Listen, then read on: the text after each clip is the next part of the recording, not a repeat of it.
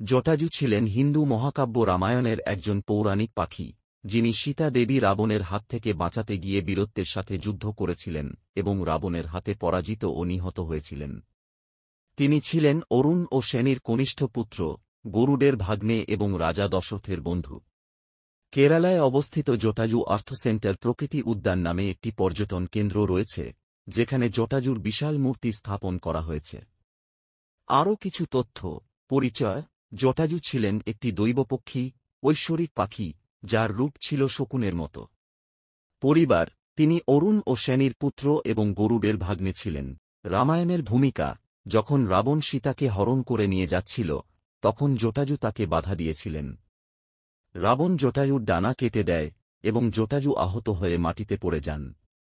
পরে রাম ও লক্ষ্মণ যখন তাকে খুঁজে পান, তখন জটাজু রাবণের দক্ষিণে পালিয়ে যাওয়ার কথা তাঁদের বলেন। মৃত্যু: রাম ও লক্ষ্মণ জটাজুর শেষকৃত্য সম্পন্ন করেন এবং তাঁর মৃত্যুর পর তিনি মারা যান।